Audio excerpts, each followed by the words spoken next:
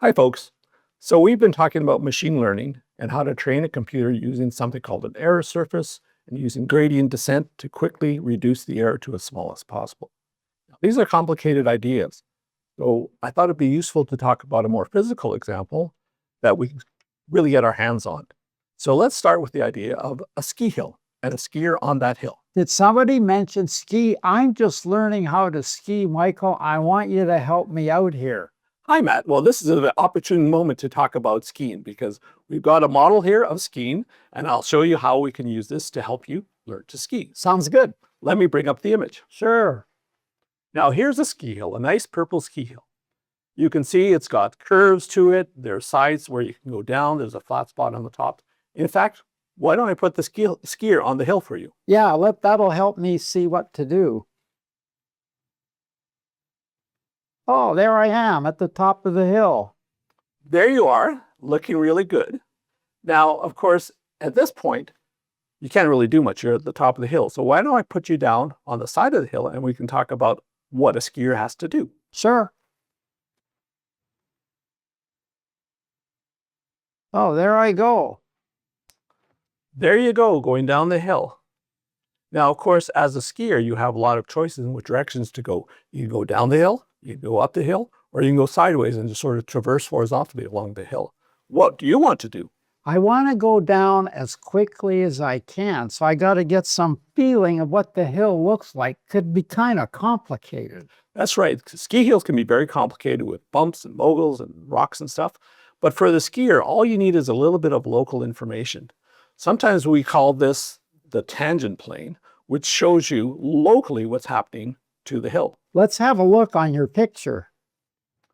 Let me add the tangent plane. There we go. Oh, there it is. I'm standing on a little flat plane and I can go anywhere on that plane, 360 degrees. That's right. And the nice thing about that tangent plane is very simple. You can see which way is down, which way is up, and you don't have to worry about the underlying hill. This is an idea of approximating the hill with a very simple structure, in this case, a plane. So I know that when I start going down and it's steeper, I can feel it in my legs. So I know that those sensors really help me finding the quickest way down. That's right. Now let's take a look at this. We saw earlier that if we move the point on the hill, you go down more steeply. Well, notice the tangent plane also gets more steep. So again, the tangent plane is carrying all the information you need to know about how quickly you can go down the hill. Well, I'm kind of not great on my feet. I need to know sort of which direction, like you had an X and a Y on the plane, or how do I pick the direction? Well, you're right. It's a little bit more complicated because in 2 dimensions, you have 360 degrees to choose from as you go around the hill.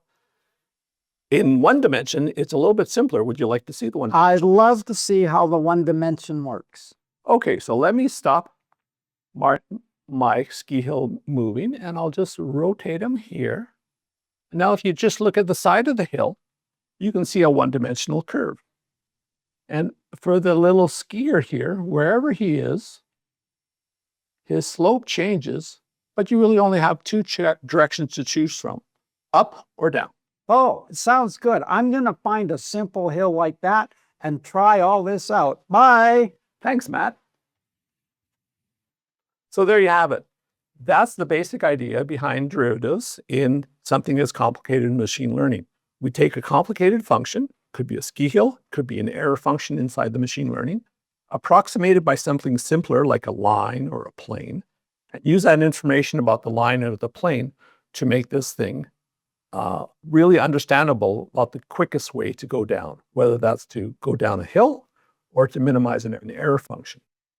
This is how we are going to introduce calculus with this idea of we take complicated functions and we approximate them by something simpler like a linear structure of lines or planes or other dimensional structures. Thank you.